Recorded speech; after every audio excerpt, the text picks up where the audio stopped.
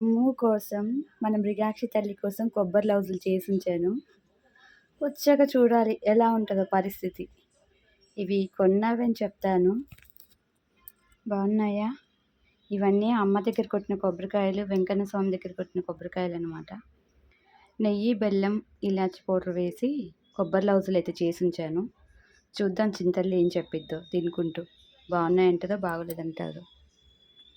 ఇదిగోండి వాళ్ళ